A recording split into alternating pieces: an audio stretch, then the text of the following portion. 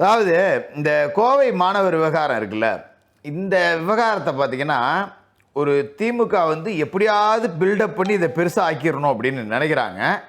பட்டு அதன் பிறகு என்ன நடக்குது அப்படின்னா, இந்த எவிடன்ஸ் கதிர்னு ஒருத்தர் இருக்கார். கிட்டத்தட்ட திருமாவளவனுக்கு கூட பிறந்த தம்பி மாதிரியே பேசுவார். திருமாவளவனோட ஆதரவாளர் ஒரு தலித் சமூக செயற்பாட்டாளர் அப்படிங்கிற போர்வையில் வாழக்கூடியவர். இவரெல்லாம் எனக்கு உண்மையிலேயே சில விஷயம் தெரியல. இந்த நந்தினி ஆனந்தன் ஒன்று இருக்குது. முந்தா நேற்று கூட சுதந்திர தன்னை கூட ஆர்எஸ்எஸ் ஆஃபீஸில் போய் நாக்பூரில் போராட்டம் நடந்துச்சு. இதுங்கெல்லாம் வேலைக்கு போகுதா இல்லையா? சோறு எப்படி திங்குது? நமக்கெல்லாம் இங்கேருந்து ஒரு வேலை நாக்பூருக்கு போனாலே டயர்டாக இருக்கும். இங்கேருந்து எவன்டா அங்கே போகிறது, சே கடுப்பாக இருக்குடா அப்படின்னு.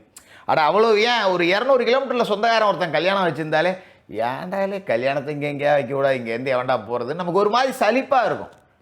இருக்கிற வேலையை வேறு விட்டுட்டு போகிற மாதிரி இருக்கும். ஒரு நாள் பொழப்பு போச்சு, ஒரு நாள் டயர்டு, செலவு, இதெல்லாம் பார்க்குறப்ப தலை சுத்தம். ஆனால் இந்த நந்தினி ஆனந்தம் மாதிரி கோஷ்டிக்கெலாம் ஏதுதான் காசுன்னு தெரில.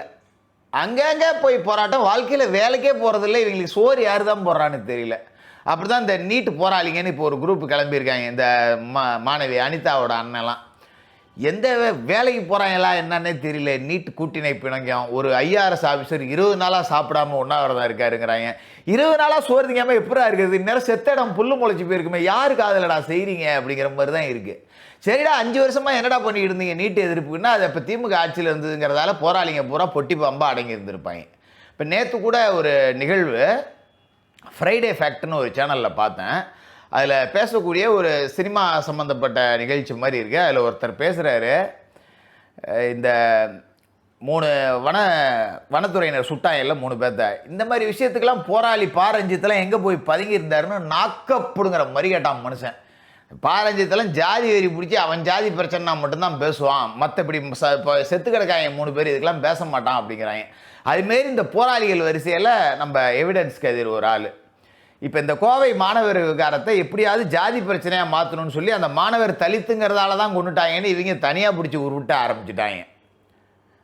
இதெல்லாம் அரசு பார்த்துக்கிட்டு இருக்கு அப்படிங்கிறது வேதனைக்குரிய ஒரு விஷயமா இருக்குது. அதேமாதிரி இந்த மாணவனோட கொலை விவகாரத்தில் சட்டசபையில் உதயநிதி பேசுனது என்னென்னா, இந்த போதைப் பொருளை காட்டி கொடுத்ததால கொலை செய்கிறாங்க அப்படின்னு சொல்லிட்டு. இதே மாதிரி திமுக ஆட்சியில் இருந்தப்ப கஞ்சா விற்பனையை தட்டி கேட்டதற்காகவும் காட்டி கொடுத்ததற்காகவும் பலர் கொல்லப்பட்டிருக்காங்க. அந்த வரலாறை எடுத்தோம் அப்படின்னா, சேலத்தில் கஞ்சா விற்பனை, லாட்ரி விற்பனை இதை பற்றி காவல்துறைக்கு புகார் கொடுத்ததால அதிமுக பிரமுகரான சண்முகத்தை வெட்டி கொலை செய்கிறாரு ஒரு திமுக பிரமுகர். கஞ்சா வித்ததை காட்டி கொடுத்ததுக்காக கொலை செஞ்சவனே திமுககாரன். அப்போ அந்த நாய் தானே கஞ்சா வித்துருக்குன்னு அர்த்தம். இவனுக்கு தான் கஞ்சா கேங்க.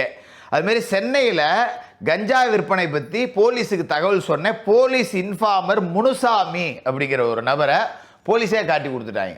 போட்டு ஓட விட்டு வெட்டி கொண்டாங்க 2023. தஞ்சாவூர் நடுக்காவேரி கள்ளச்சாராய விற்பனையை காட்டி கொடுத்தவரை போலீஸே அரெஸ்ட் பண்ணாங்க. உங்களுக்கு நல்லா ஞாபகம் இருக்கும்னு நினைக்கிறேன். இந்த கேஸில் தான் எங்கள் அண்ணன் சாராயத்தை காட்டி கொடுத்தான்னு சொல்லி எங்கள் அண்ணன் மேலேயே ரிமாண்ட் போடுறாங்க. எங்கள் அண்ணனை விடுங்க அப்படின்னு சொல்லி 2 பெண்கள் அவங்களோட சகோதரிகள் போய் போலீஸ் ஸ்டேஷன்லேயே விஷம் குடிச்சு ஒரு பொண்ணு கூட செத்து போச்சு. உங்களுக்கு தெரிஞ்சிருக்கும். இந்த அநியாயம் நடந்துச்சு. இதுமாரி எதிர்கட்சியாக இருந்தப்ப ஏகப்பட்ட வேலை. சேலத்தில் எடப்பாடியோட சொந்த ஊரில் அதிமுக பிரமுகர் கஞ்சா விற்பனையை காட்டி கொடுத்ததால திமுகனால கொல்லப்படுறாரு. இப்படி பல சம்பவங்கள் நடந்துச்சு. இன்றைக்கி கூச்சமே இல்லாமல் இதை தூக்கிட்டு வந்து நிற்கிறாங்க. ஜாபர் சாதிக்கு ட்ரக் மாஃபியா. இந்த ஜாபர் சாதிக்கோட தம்பி ஒருத்தர் தான், அவன் பேர் சலீம் பிரியாணின்னு சொல்லிட்டு லயலா காலேஜ் இருக்குது பார்த்தீங்களா, ஸ்டெர்லிங் ரோடு, இந்த சூளைமேடு சப்வே ஏறி இறங்கினோடனே லயலா காலேஜ் லெஃப்ட்டில் ஸ்டெர்லிங் ரோடு போகிற காலேஜ் ரோடு பாதை, அதில் சலீம் பிரியாணின்னு ஒரு பிரியாணி கடை வச்சுருந்தான். இந்த பிரியாணி கடையில் கஞ்சா சப்ளை, மாணவர்களுக்கு போதை மருந்து சப்ளை, சூடோ எபிடின் சப்ளை. ஜாபர் சாதிக்கு அரெஸ்ட் ஆனவுடனே இந்த கடையெல்லாம் முடிச்சு விட்டானுங்க. இவன் விசிகாவில் பொறுப்பில் இருந்தவன் இந்த சலீம். ஏகப்பட்டது. நாங்கள் அப்படியே அவனை கட்சியை விட்டு நிற்கணும்னா கிழிச்சிங்க நீங்கள். அவன் ஓஎம்ஆரில் தனி ஃபேக்ட்ரியை வச்சு நடத்தியிருக்கான். அவனை வந்து நார்காட்டிக்ஸ் இவங்க வந்து பிடிக்குது. இவங்க பிடிக்கல, சென்ட்ரல் கவர்மெண்ட் வந்து பிடிக்கிறாங்க. அவங்களுக்கு வெண்சாமரம் வீசிக்கிட்டு இருந்திருப்பாங்க திமுககாரங்க. நமக்கு மங்கை படம் எடுக்க கடன் தரான், எவ்வளோ காசு கேட்டாலும் கட்சிக்கு ஃபண்டு கொடுக்குறான், படத்தை ப்ரொடியூஸ் பண்ணுறான், கேட்குறப்பெல்லாம் கொண்டு வந்து கொட்டுறான். அவனை போய் நம்ம என்னத்துக்கு அரெஸ்ட் பண்ணணும் அப்படின்னு விட்டுருக்கிட்டு இருந்தாங்க. விட்டுருப்பாங்க விட்டாங்க. போலீஸ் வந்து பிடிக்கிற வரைக்கும் அவனை ஒன்றும் பண்ண முடியல. சென்ட்ரல் போலீஸ் வந்து நார்காட்டிக் விங்ஸ் வந்து பிடிக்கிற வரைக்கும் அவங்கள ஒன்றும் பண்ண முடியல. இவங்களுக்கு முதல்ல அதை பற்றி பேசுறதுக்கு துப்பு இருக்கா? அட அவ்வளவு ஏன் அழகிரியோட பையனுக்கு உடம்பு சரியில்லாமல் ஏன் போச்சு, அது என்ன இஷ்யூ? அதை பற்றி பேசுறதுக்கு இவங்களுக்கு துப்பு இருக்கா? இந்த உதயநிதியோட கூட்டமே ஒரு உல்லாச உலகத்தில் வாழக்கூடிய கூட்டம்.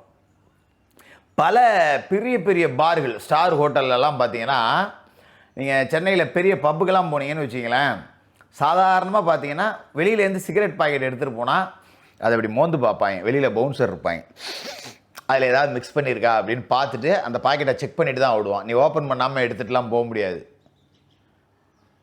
ஆனால் சில பெரிய பார்களில் உள்ளுக்கே சப்ளை நடந்துக்கிட்டு இருந்தது. திமுக ஆட்சியில் நடந்துச்சு. அது எல்லாமே பெரிய இடம். கேட்டிங்கன்னா மா சுப்பிரமணியன்ட்ட பேசுறியாம்பா, இல்லாட்டி சேகர் பாபுட்ட பேசுறியாம்பா. 2 பேரும் தான் மெட்ராஸுக்கு முதலமைச்சர். ஸ்டாலின் ஒரு டம்மி பீஸை ஓரமாக உட்கார வச்சுருந்தாங்க. இன்றைக்கி அதனால தான் மக்கள் டம்மியாக்கி ஓரமாக உட்கார வச்சுருக்காங்க. ஏற்கனவே அது டம்மியாக்கி குளத்தூரில் கொத்து புரோட்டா போட்டு வீட்டில் ரெஸ்ட் எடுத்துருக்காங்க. இப்போ அது இவ்வளவு வேலையும் செஞ்சுட்டு இவங்க அடுத்தவங்களை வந்து கூச்சமே இல்லாமல் கஞ்சாவுக்கு காட்டி கொடுத்தாங்கிறாங்க.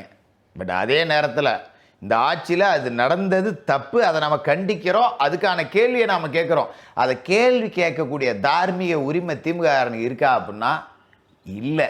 ஆனால் இந்த பாவப்பட்ட மக்கள் அவன் இந்த கூட்டத்தை எதிர்கட்சியாக உட்கார வச்சுருங்க. ஒரு எம்எல்ஏ கூட இல்லாமல் அவங்க அடித்து ஓரங்கட்டப்பட்டு சட்டசபையை எட்டி பார்க்க கூட துப்பு இல்லாமல் அவங்கள வீழ்த்துனீங்க அப்படின்னா தமிழ்நாட்டில் போதைப் பொருள் நடமாட்டம் இருக்காது. அடுத்தடுத்து வரக்கூடிய அத்தனை தேர்தலையும் திமுக வீழ்த்துங்க. போதை மருந்து விற்றாலோ, போதை மருந்து ஆதரித்தாலோ, இளைய சமுதாயத்தை கெடுத்தாலோ, நாட்டை குட்டிசவராக்கணும்னு நினச்சாலோ, ஒரு குடும்பம் வாழ இன்னொரு தமிழ்நாட்டையே அழிச்சாலும் பரவாயில்லன்னு நினச்ச அந்த குடும்பத்தை தமிழ்நாட்டை விட்டே அடித்து விரட்டுங்க. போதையை ஒழித்து எதிர்கால சமுதாயத்தை காப்பாற்றலாம்.